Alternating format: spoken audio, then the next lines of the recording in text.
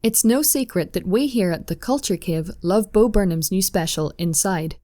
If you've seen it, you will know that it is a deeply layered exploration of Bo Burnham's relationship with the internet, and a social commentary of the digital age. If you haven't seen it, what are you doing? Go and watch it right now. I thought we'd do a deep dive and unpick some of these wonderful layers made up of banging tunes and aesthetic visuals. But before we get into it, it's important to know the context in which Bo Burnham found his career. Take it as it is, digest it, soak it in, then use it as you will. 14 years ago, the dawn of the information age paved the way for a personal platform for everyone who wanted it, and YouTube became the soapbox for the then teenaged Bo Burnham's funny pop songs that he wrote. Goal? Hey kids, basketball is fun. But you know what isn't? Drugs. An aspiring comedian, he struggled with the idea of his overnight success, given that quote-unquote real comedians, such as some of his heroes, had made the long uphill battle to success by achieving their audience through hard work. There was a point where I was angry at myself for having broken through like that, because I was getting ready to go to NYU so that I could do stand-up at night and do the grind that everyone is. But I felt the resentment that I had missed. In the song Art is Dead, from his 2016 special, Burnham jokes that he is rolling in dough while Carlin rolls in his grave. Burnham implies through his work that he feels he is less deserving of the acclaim and wealth he receives through his career than some of the more quote-unquote useful members of society. In the same song, he likens himself to an attention-seeking child at a party, saying he's an addict who gets paid to indulge in his habit, and that, "I slept in late while you worked at the drugstore." The finale of Make Happy is a part song, part rant inspired by the work of Kanye West. He confesses in it that his biggest problem is his audience. The truth is my biggest problem's you. I want to please you. In his own words, part of me loves you, part of me hates you, part of me needs you, part of me fears you. He expresses that he wants to give them the entertainment that they've paid for, but wants to maintain his artistic integrity in doing so. Burnham does not hide his struggle in reconciling his art/job with his morals in finding his place in the world. The opening of the new special shows us that not much has changed in Burnham's outlook in the 5 years that have passed since his last special. This dichotomy is explored further when he jokes that there's only one thing he can do to help heal the hurting world, while being the centre of attention and getting paid. Thus, Inside was born. Created during lockdown without an audience, Inside begins as Burnham's usual comedy style of exploring society through music, but soon becomes the inner monologue for the creative process itself. Lockdown proved to become somewhat of a session of exposure therapy to his demons with being a child of the internet, and perhaps a letter of warning to the next generation, the first generation who won't remember life before the internet. We enjoy a number of songs that reflect the digital world that we've all got so used to and come to depend on as our only social life during the pandemic. But it also touches on the dystopian as we go further into the rabbit hole of the digital world. We live in an era where we can do almost everything from a phone or a computer screen, as Burnham points out, from talking to one's mother to having sex. The internet is simultaneously both real and fake, and often we find ourselves blurring these lines.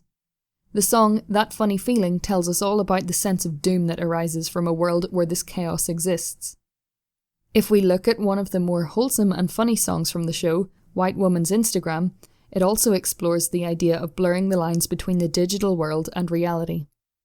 The song's video is a beautifully crafted aesthetic homage to the sorts of visuals white women like to put on Instagram, framed in the square aspect ratio of an Instagram shot. But as we hear more about her life, and she is suddenly real with us about the grief she experiences at the loss of her mother, the frame expands to let us see more of her world, and retracts again as the post about her mother moves back to being about herself. Further on in the show, as Burnham sings That Funny Feeling, which is possibly the saddest song in the show, we are invited to sit around his virtual campfire and hear him play his guitar to us. Burnham makes a point to show us that the firelight is also digital, in a song about dissociating from reality. Inside shows us a snapshot into how self-destructive the creative process can be. Much like social media itself, one can give so much of themselves into it to the point that we get lost.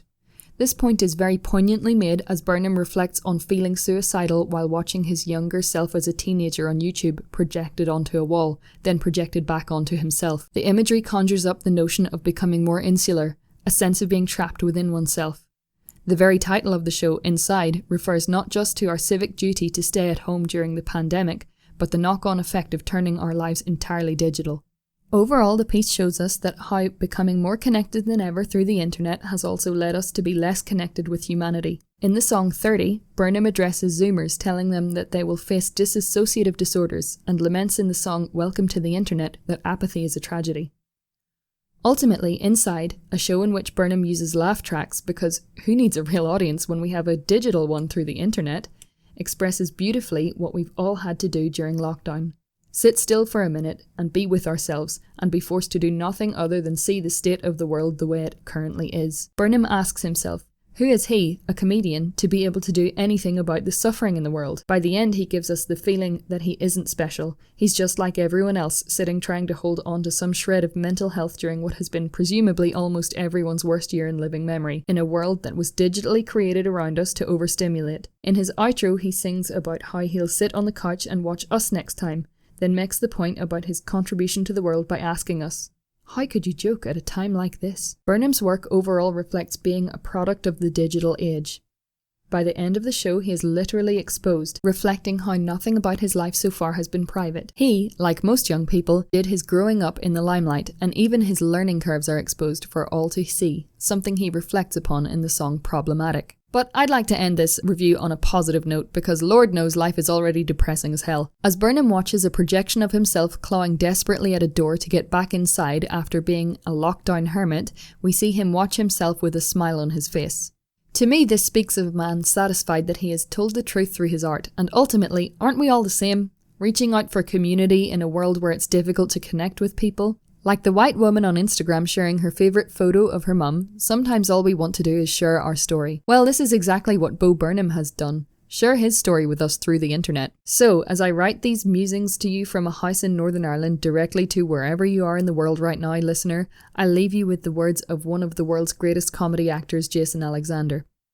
Your Netflix special, Inside, is as brilliant and brave and unique and beautiful and sad and frightening and wise a piece of art as I have ever seen.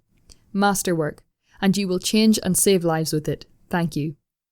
I'll say, I'll never look at a goat cheese salad the same way again.